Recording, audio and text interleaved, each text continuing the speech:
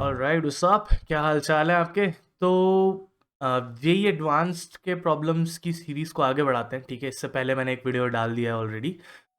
ये second problem है JEE advance 2024, paper number 1 का ऑफ कोर्स।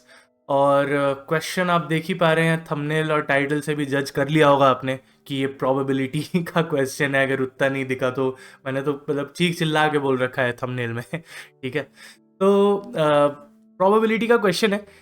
इसमें देखते हैं पहले तो क्वेश्चन क्या है। क्वेश्चन बहुत सिंपल सा है कि a student appears for a quiz, ठीक है। क्विज में अपियर करते हैं जिसमें ट्रू एंड फॉल्स टाइप के क्वेश्चंस है, एंड वो सारे सवाल के जवाब दे देते हैं एकदम। आप जैसे मेरे कमेंट सेक्शन में होते हैं ना तेजस्वी लोग जो होते हैं, वैसे ही हैं एकदम। फिर उसके बाद कहते ये हैं कि जो स्टूडेंट है वो कुछ क्वेश्चन के आंसर जानते हैं और कुछ क्वेश्चन के आंसर तुक्का स्ट्रैटेजी लगा दिए, ठीक है। तुक्का स्ट्रैटेजी पे भी वीडियो बनानी पड़ेगी मुझे, आजकल काफ़ी चल रही है ठीक है यूट्यूब पे। क्लाउड की भूख है गाइस मेरे को मजाक कर रहा हूँ, बट हाँ। तो ऐसा सिचुएशन है। अब सिचुएशन क्या है कि when ever the student answers the question, ठीक है, मतलब अगर नोज द आंसर है अदर, ठीक है, अगर वो जानता है तो वो हमेशा करेक्ट आंसर देता है, एकदम मेरा कमेंट सेक्शन जैसा, एकदम बूम बाम स्टाइल में, ठीक है। अब अज्यूम ये कर रहे हैं कि probability of the student giving the correct answer for a question given that he has guessed it, मतलब उसने सही जवाब दिया है बशर्ते, मतलब आई डोंट नो बशर्ते वर्ड यूज करना चाहिए मेरे को, हाँ बशर्ते कि उसने वो आंसर गेस किया, मतलब गेस किया है और सही है ऐसा, ठीक है। आपको ये पता है कि गेस किया है पर आंसर करेक्ट आ जाए ऐसा, तो उसका प्रोबेबिलिटी है 1/2। इनफैक्ट ये मतलब मैं लिख लेता हूं क्योंकि ये थोड़ा सा इंपॉर्टेंट चीज लिखा हुआ है यहाँ पे। तो हमें दिया हुआ है probability of correct answer given कि उसने गेस किया है, ठीक है। ये कंडीशनल प्रोबेबिलिटी का नोटेशन है, आई होप आपको आता होगा। अगर आपने प्रोबेबिलिटी नहीं पढ़ा है तो ऑब्वियसली नहीं समझ आएगा, बट इतना तो एटलीस्ट मैं बेसिक की उम्मीद कर ही सकता हूँ, है ना फिर अज्यूम करने को बोल रहे हैं कि probability of the answer of the question being guessed, यानी कि इस बार हम प्रोबेबिलिटी निकाल रहे हैं कि उन्होंने गेस करा है गिवन की आंसर करेक्ट है। यानी कि पहले जो प्रोबेबिलिटी था उसका मतलब उल्टा नहीं बोल सकता। उल्टा का मतलब आप शायद कॉम्प्लीमेंट ले लोगे कि ये तो 1 - 1/2 होना चाहिए, वो नहीं बोल रहा हूं मैं। ऑर्डर चेंज हो गया है, ठीक है, कंडीशंस चेंज हो गए हैं कि इस बार आपको पता है कि करेक्ट है लेकिन उसने गेस किया था, ठीक है। तो उसका प्रोबेबिलिटी है 1/6। ये हमें दो चीजें दी हुई है और हमें बोला गया है कि प्रोबेबिलिटी निकालिए कि जो स्टूडेंट है उसको आंसर पता है। कोई भी रैंडम क्वेश्चन अगर मैं निकाल के दूं तो क्या चांस है कि स्टूडेंट को उसका आंसर मालूम होगा। मालूम होने का मतलब अलग है, ठीक है, गेस की बात नहीं कर रहे हैं, गेस का उल्टा कर रहे हैं। अब इस क्वेश्चन को करने के दो तरीके हैं। अगर आपको प्रोबेबिलिटी के सारे फॉर्मूलाज वगैरह याद है ना, कि इंडिपेंडेंट इवेंट क्या होता है, देन आपके कंडीशनल प्रोबेबिलिटी के फॉर्मूले हो गए, देन टोटल प्रोबेबिलिटी के फॉर्मूले हो गए, अगर वो सब आपको याद है तो फिर आप इस क्वेश्चन को बहुत जल्दी कर सकते हो। लेकिन सिंस मैंने ये पहले भी बोल रखा है कि मेरा पॉइंट ये नहीं है कि मैं क्वेश्चन को जल्दी कर पा रहा हूं या नहीं, मैं क्वेश्चन में एक नेचुरल अप्रोच चाहता हूं कि नेचुरली हम क्या सोच सकते थे, वो वाली बात है। तो अगर आपको एकदम बेसिक लेवल पे प्रोबेबिलिटी आती है और सेट थ्योरी, जो कि ऑफ कोर्स क्लास 11th में शुरुआत में ही पढ़ाई जाती है ना। मैंने बाय द वे लेक्चर्स भी लिए थे लास्ट ईयर, जब मैं ये रिकॉर्ड कर रहा हूँ से 1 साल पहले। तब थोड़ा टाइम भी था और तब थोड़ा जोश में भी थे। फिर लोगों ने देखना बंद कर दिया तो मैंने बनाने बंद कर दिए, और ऑफ कोर्स मेरा काम भी आ गया था कुछ, बट या।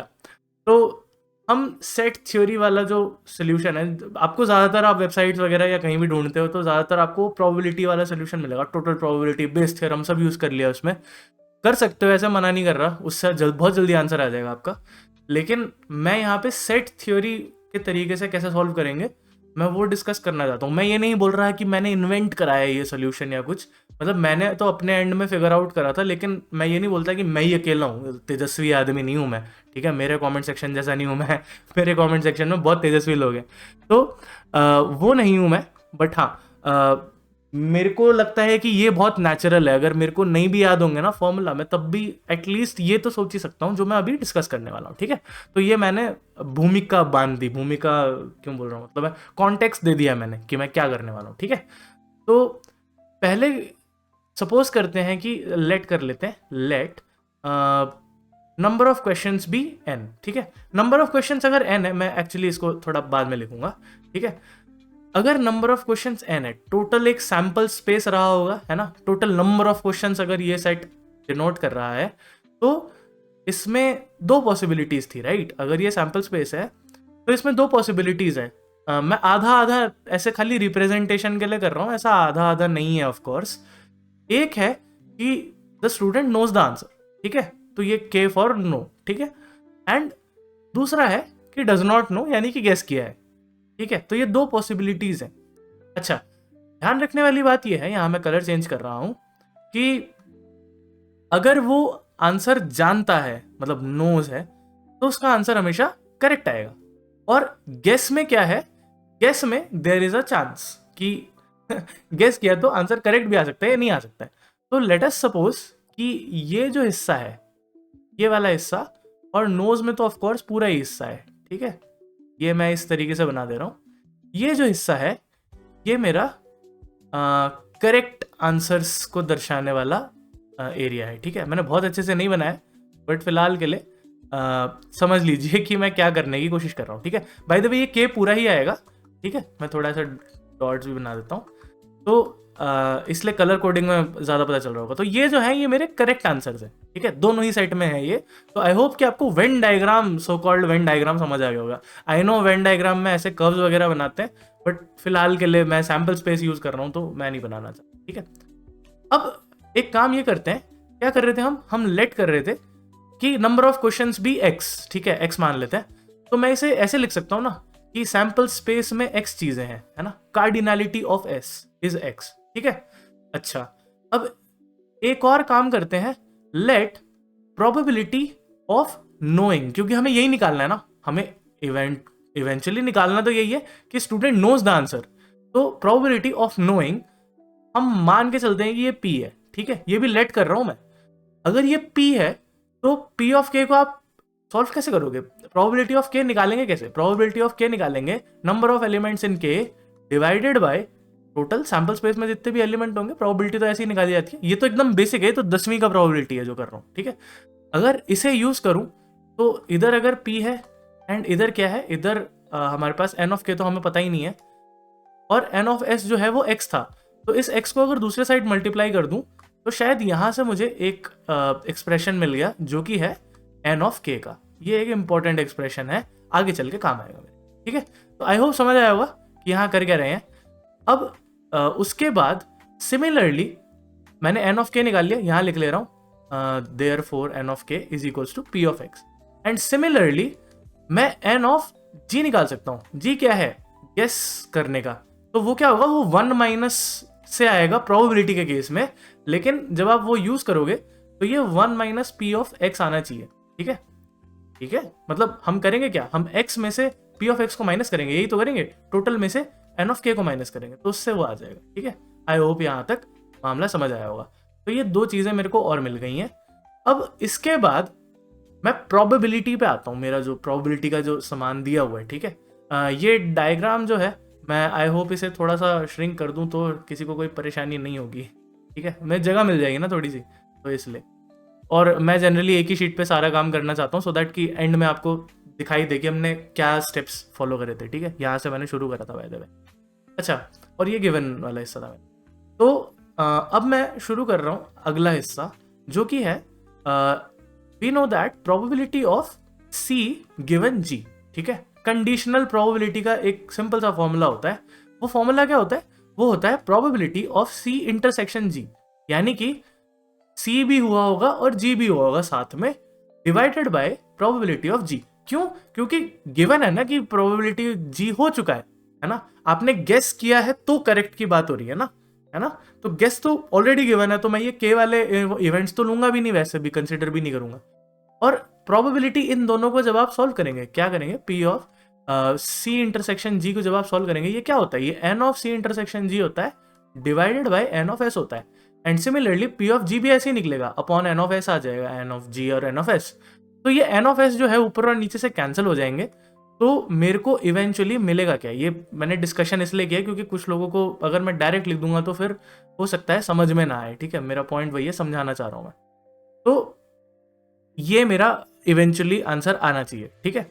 अच्छा, ये मुझे 1/2 दिया हुआ है ना, ये 1/2 दिया हुआ है, और N of G I think मैं निकाल चुका हूँ ऑलरेडी, एन ऑफ जी मेरे पास निकाला हुआ है, वो क्या है, वो 1 माइनस पी ऑफ एक्स है, और एन ऑफ सी इंटरसेक्शन जी की बात मैं कर सकता हूँ। तो यहाँ पे अगर मैं ये सारा सॉल्व करूंगा तो मुझे क्या मिलेगा, मुझे इवेंचुअली मिलेगा यहाँ से एन ऑफ सी इंटरसेक्शन जी, जो कि आएगा 1 minus P into x divided by 2। ठीक है, ये एक और इंपॉर्टेंट चीज मेरे पास आ गई। मैं फिलहाल इन्फॉर्मेशन जितना निकाल सकता हूँ वो निकाल रहा हूँ, ठीक है, जितना पॉसिबल है गिवन, और मैं क्या क्या निकाल सकता हूँ उससे। और वही मैथमेटिक्स का एक्चुअली फ्लेवर भी होता है कि आपको कुछ इन्फॉर्मेशन गिवन है, आप फिर अपना शर्लॉक होम्स वाला दिमाग लगाइए और पता लगाइए कि क्या क्या आप इसमें से निकाल सकते हैं और इन्फॉर्मेशन क्या क्या निकाल सकते हैं। ठीक है, अच्छा, सिमिलरली मैं यहाँ इस वाले फॉर्मूला का तो अभी तक मैंने यूज नहीं किया है ना, तो मैं अगर इसका यूज करूं तो मेरे को यहां से आएगा, सिमिलरली कर रहा हूं, प्रोबेबिलिटी ऑफ जी गिवन सी।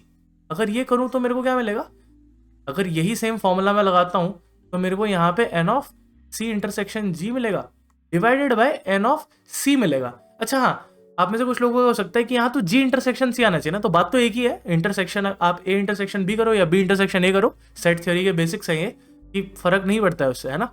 और ये एन ऑफ सी आएगा अगर ये फॉर्मूला यूज कर रहा हूं मैं, ये वालेगा।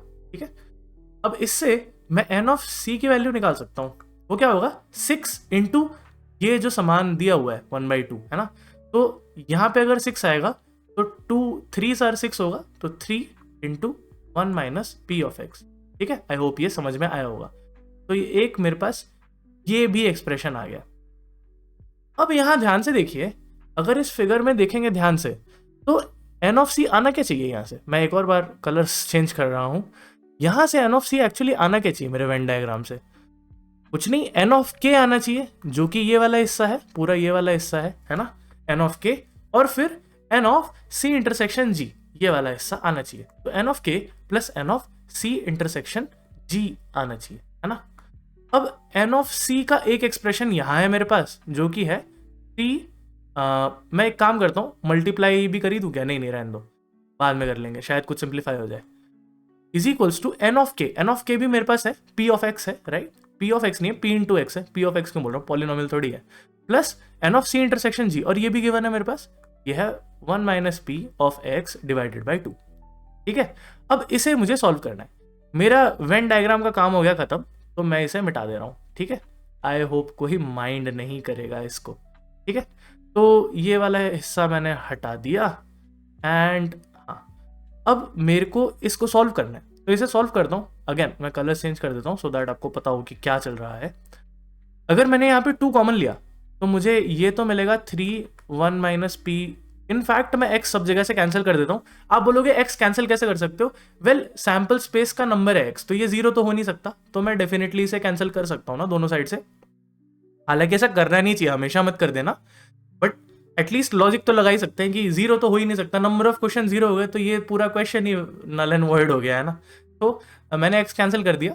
अब यहाँ पे मैं p अगर लाइक एलसीएम लेता हूँ 2, ठीक है, तो 2 एलसीएम लेने के बाद यहाँ पे 2 तो आएगा ही, देन ये 2p माइनस p प्लस 1, तो 2p माइनस p खाली p हो जाएगा, और प्लस 1 है तो ये p प्लस 1 हो गया। ठीक है, अब इसे मल्टीप्लाई करेंगे तो ये आ जाएगा 6, और मैं मल्टीप्लाई कर देता हूँ साथ में, 3 2 6 तो है ही, 6 1 6 हो जाएगा, minus 6p is equals to p plus 1।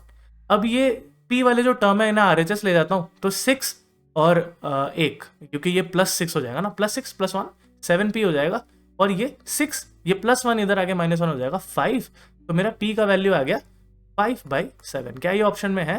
The answer is yes, ये ऑप्शन में है, ये है ऑप्शन डी। ठीक है, तो इस पर्टिकुलर अप्रोच में मैंने क्या किया है, मैंने बहुत सिंपल सा काम किया, क्वेश्चन पढ़ा, क्वेश्चन में काफी कहानी थी। ठीक है, मेरे जो कमेंट सेक्शन है, अरे मैंने डी क्यों किया यहाँ पे मार्क, माय बैड, ये है सी। ठीक है, मेरे को शायद 7 जो है वो 12, इन दोनों को ऐड करके 12 बना दिया मैंने या तो यहाँ पे मैंने किया क्या, मैंने सिंपल इंफॉर्मेशन निकाला, एंड जब पॉइंट मैं प्रूव करना चाह रहा था वो ये कि अगर आपको एकदम बेसिक लेवल पे भी पता हो कि कंडीशनल प्रोबेबिलिटी का मीनिंग क्या होता है, बस इतना पता हो आपको, इसमें भी मैंने फॉर्मूला यूज किया, बट अगर आप वेन डायग्राम से देखो तो आपको समझ आ जाएगा कि जैसे बोल क्या रहे हैं कि C गिवन G, अगर G गिवन ही है तो जो भी प्रोबेबिलिटी होगा वो G के रिस्पेक्ट में ही निकालोगे आप, है ना। तो के वाला हिस्सा तो नल एंड वॉइड हो गया, वैसे वाली बात है। तो बहुत कॉमन सेंस और सिर्फ मोस्टली सेट थ्योरी का यूज करके हमने ये सॉल्व किया है। अगेन मैंने आपको ये पहले भी बता रखा था जब मैंने वीडियो शुरू किया था, आप अगर कंडीशनल प्रोबेबिलिटी, बेस थ्योरम और वो टोटल प्रोबेबिलिटी वो सब मिला के भी बिल्कुल सॉल्व कर सकते हो, और वो बहुत जल्दी हो जाएगा अगर आपको आता है तो। बट वो मेरा पॉइंट था ही नहीं इस क्वेश्चन को सॉल्व करने का, ठीक है। आपको बस मैं बेसिक्स से लेके जाना चाह रहा था कि ये एडवांस के प्रॉब्लम्स जो होते हैं वो आजकल मेंस और एडवांस में ज़्यादा फर्क बचा नहीं है, ठीक है। इससे ज़्यादा मैं यापिंग करूंगा नहीं इस बारे में, क्योंकि मेरे को पता है आप सुनना नहीं चाहते हो, ठीक है। बट मेरे लिए कोई सुझाव हो, फीडबैक हो तो प्लीज़ लेट मी नो। बाकी तो मैं देखता हूँ मैं कितना फ्रीक्वेंटली अपलोड कर सकता हूँ, because it all boils down to कि कितना मेरे को लाइक फीडबैक मिल रहा है, कितना लाइक लोगों को पसंद आ रहा है या नहीं आ रहा है। नहीं पसंद आएगा तो मैं क्यों करूँ ज़्यादा एफर्ट, है ना, कोई सेंस नहीं बनता उस बात का। फालतू में यूट्यूब के सर्वर नहीं भरने हैं मुझे ठीक है। तो मेरे को फीडबैक दीजिएगा जो भी है, please let me know, comment कीजिए। एंड मैं मिलता हूँ आपसे अगले वीडियो में। Till then, piece.